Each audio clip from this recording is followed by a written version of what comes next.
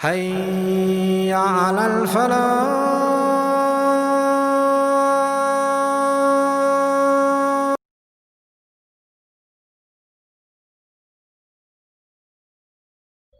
اگلا سوال ہے، ساتھی پوچھتے ہیں کہ شیخ محترم ہمیں کچھ علامہ البانی رحمۃ اللہ علیہ کے بارے میں بتائیں۔ دیکھیے، علامہ البانی رحمہ اللہ اصل یہ رہنے والے تھے البانیہ یورپ کے۔ ان کے والد رحمہ اللہ جو البانیہ کے رہنے والے تھے، جب ٹیٹو کی حکومت وہاں پر آئی اور وہ خالص قسم کا وہ کمیونسٹ تھا، تو چونکہ ان کے والد نے سن رکھا تھا، نوح نام تھا، نوح نجاتی، انہوں نے سن رکھا تھا کہ شام کی بڑی فضیلت ہے، تو وہاں سے ہجرت کر کے وہ کہاں آ گئے؟ شام آ گئے۔ علامہ البانی رحمہ اللہ کی اس طریقے سے ساری پرورش کہاں ہوئی ہے؟ شام میں ہوئی ہے، شام میں ہوئی ہے۔ ابتدا میں علامہ البانی رحمہ اللہ نے فقہ حنفی اور مسلک حنفی کی بنیاد پر انہوں نے تعلیم حاصل کی، لیکن آہستہ آہستہ اللہ تبارک و تعالیٰ نے جب ان کے دل میں حدیث کی محبت ڈالی اور حدیث کے اوپر وہ توجہ دینے لگے، تو ظاہر بات ہے اللہ تبارک و تعالیٰ نے ان کے وقت بھی برکت دی، ان کے علم میں برکت دی، اور اللہ تبارک و تعالیٰ نے ان کے ذریعے امت کو ہی فائدہ پہنچایا، اور انہوں نے اپنا فقہی اور تقلیدی مسلک چھوڑ کر کے وہ مسلک سلف کے اوپر چلے آئے، عقیدتاً بھی اور فقہن بھی، عقیدتاً بھی اور فقہن بھی۔ ظاہر بات اللہ تبارک و تعالیٰ نے اس شخص کے اندر بڑی خوبیاں عطا فرمائی تھی۔ ایک تو سب سے بڑی خوبی یہ ہے کہ اس شخص کو اللہ تبارک و تعالیٰ نے ایسا ذہن دیا تھا کہ وہ شخص الحمدللہ تفسیر کے اندر بھی اچھی مہارت اس شخص کو، حدیث کے اندر بھی اور فقہ کے اندر بھی۔ بعد فقہی جزیات ماشاءاللہ علامہ البانی رحمہ اللہ جو پیش کرتے ہیں وہ ان کے فقیہ عصر ہونے کی دلیل ہے، بلکہ میں یہ تو کہتا ہوں کہ اس صدی، یعنی یہ 15ویں صدی، اس صدی کے شروع میں جو مجددین پیدا ہوئے ہیں ان میں ایک علامہ البانی رحمہ اللہ بھی ہیں۔ ظاہر بات ان کے سیرت سے متعلق گفتگو بڑی لمبی ہے، ان کی بڑی کوشش رہی ہے، اور حدیث کے اوپر انہوں نے جو کام کیا ہے، آج ساری دنیا کا حدیث کا چھوٹا یا بڑا جو طالب علم ہے، چھوٹا طالب بڑا طالب علم ہے، وہ علامہ البانی رحمہ اللہ کا ممنون ہے۔ علامہ البانی رحمہ اللہ نے اس وقت میں جب کہ لوگوں کے اندر سے صحیح اور ضعیف حدیثوں کے پرکھنے کا خیال تقریباً جاتا رہا تھا، یہ چند علماء اہل حدیث تھے جو اس طرف توجہ دیا کرتے تھے۔ علامہ البانی رحمہ اللہ نے اپنے کوشش کو یہ رخ دیا کہ انہوں نے تمام کتابوں کے اوپر، خاص طور پر جو صحیحین کے علاوہ ہیں، ان کے اوپر اس ناحیے سے بحث کرنے لگے کہ صحیح حدیثیں کون ہیں اور ضعیف حدیثیں کون ہیں۔ اس سلسلے میں علامہ البانی نے کوشش کیا، اور ان کوشش الحمدللہ کافی حد تک کامیاب ہوئی، لیکن اس کے ساتھ ساتھ ہم جو یہ جانتے ہیں کہ اللہ تبارک و تعالی نے معصوم جو رکھا ہے وہ صرف انبیاء کو رکھا ہے، کسی عالم کو معصوم نہیں رکھا۔ تو بعض ایسی چیزیں ہیں، یعنی یہ کہنے کا مطلب یہ نہیں کہ علامہ البانی رحمہ اللہ کی تصحیح اور تضعیف ہر آنکھ بند کر کے قبول کر لیا جائے، لیکن اگر ہم جیسا کوئی طالب علم ہے، اس کے سامنے یہ وقت نہیں ہے کہ ہاں بھائی کسی حدیث کے اوپر شروع سے لے کر کے آخر تک دراسہ کرے، یا اس کے لیے پاس یہ امکانیہ نہیں جیسے عام طور پر ہوتے ہیں کہ ہاں بھائی حدیث کے علتوں وغیرہ کو پرکھے، یا حدیث کا کوئی راوی کوئی عالم صحیح کہتا ہے، ایک محدث سے ضعیف کہتا ہے، تو اس کے بارے میں فیصلہ کرے کہ ہاں کس کی رائے زیادہ راجح ہے۔ ایسے وقت میں ہم لوگوں کے لیے ظاہر بات علامہ البانی رحمہ اللہ ایک قدوہ ہیں۔ علامہ البانی ہم کیا بلکہ شیخ ابن عثیمین رحمہ اللہ جو اپنے وقت کا علامہ، اور انہیں تقریباً بہت سے فنون اسلامیہ مہارت حاصل تھی، ان کے سامنے اگر کوئی بات کہتا کہ البانی نے یہ کہا، تو کہتا اعتمدوا، چاہے اس کے اوپر اعتماد کرو۔ یہ باتیں میں اس لیے کہہ رہا ہوں کہ آج بہت سے لوگ ہمارے یہاں چھوٹے جو بعض علم حدیث پر کام کرنے والے، اگرچہ اللہ نے انہیں بڑی شہرت دی ہے، نکلے ہیں، ان کی تحقیق کو لا کر کے علامہ البانی کی تحقیق کے سامنے رکھتے ہیں اور کہتے ہیں کہ علامہ البانی نے صحیح کہا اور فلاں تو ضعیف کہہ رہے ہیں۔ تو اس سلسلے میں دیکھا جائے کہ ظاہر بات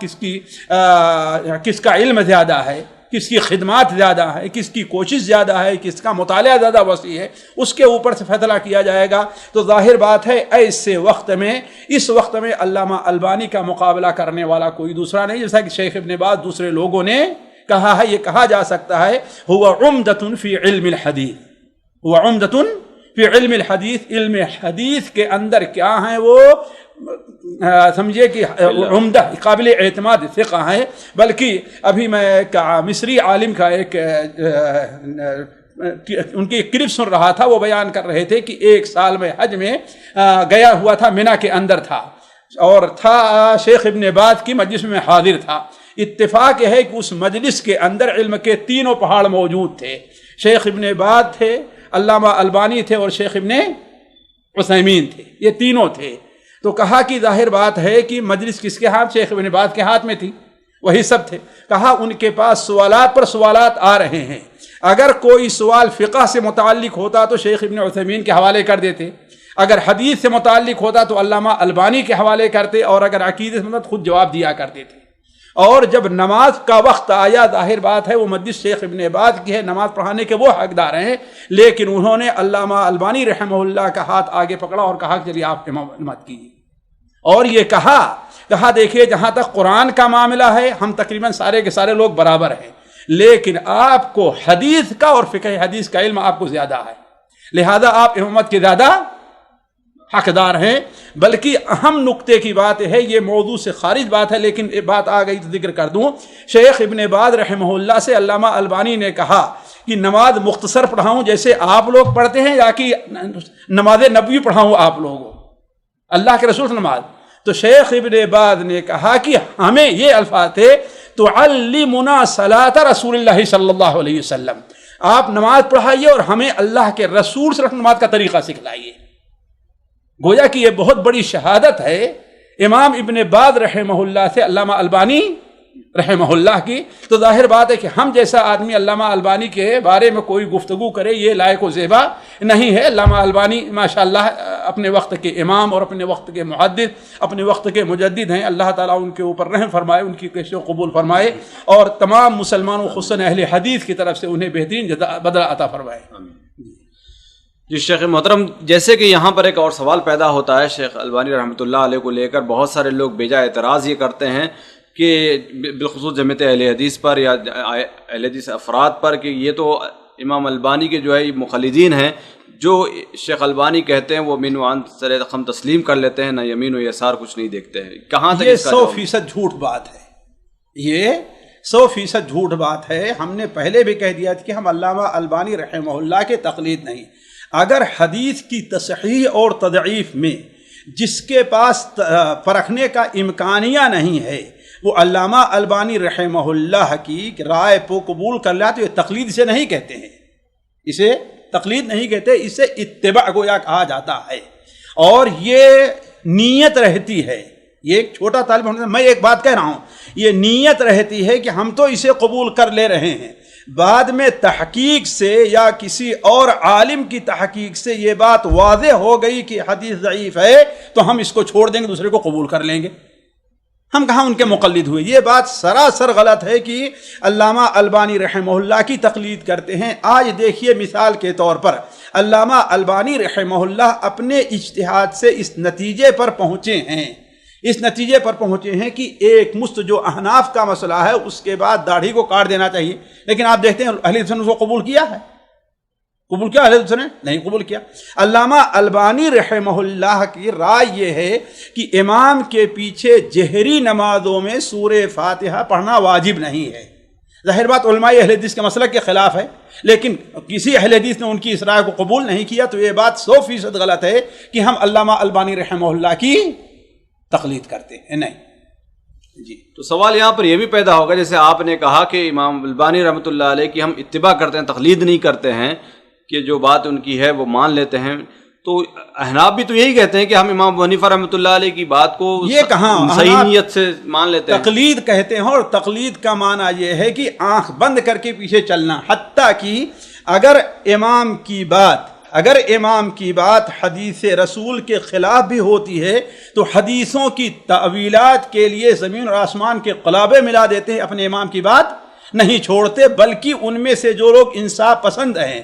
بڑے لوگ ہیں، وہ یہ کہنے پر مجبور ہو جاتے ہیں کہ ہم یہ بات اس لیے کہہ رہے ہیں کہ ہم امام ابو حنیفہ کے مقلد ہیں۔ مثال کے طور پر آج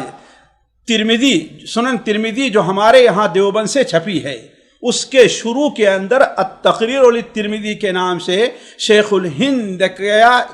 کے تعلیقات ہیں، اس میں ایک جگہ وہ لکھتے ہیں، وہ اگر مجھ سے بھول نہیں تو صفحہ 30 کے اوپر لکھتے ہیں، وَعْلَمْ أَنَّ مَسْأَلَةَ الْخِيَارِ مِن مُهِمَّاتِ الْمَسَائِلِ وَخَالَفَ أَبُو حَنِيفَةَ فِيهِ الْجَمْهُورُ وكثير من المتقدمين والمتأخرين صنفوا رسائل في ترديد مذهبه، اور آگے چند صدر کے بعد لکھتے ہیں لیکن نحن مقلدون يجب علينا تقليد امامنا ابی حنیفہ۔ یہ کہاں تک بات صحیح ہوئی؟ یہ مان لیا کہ حدیث کے خلاف ہے، تمام علماء کے رائے کے خلاف ہے، ہمارے استاد نے یہ بھی کہا کہ ہاں بھائی یہ مسئلہ امام ابو حنیفہ کا حدیث کے خلاف ہے، شاہ ولی اللہ نے کہا کہ حدیث کے خلاف ہے، لیکن ہم امام ابو حنیفہ کے مقلد ہیں، ان کی تقلید ہمارے اوپر واجب ہے۔ کہاں رہا ہمارے طرح؟ ہم تو اس تقلید کی مخالفت کرتے ہیں کہ یہ تقلید اگر جائز ہے تو صرف کس کی جائز ہے؟ اللہ کے رسول صلی اللہ علیہ وسلم، کسی اور کی نہیں ہے۔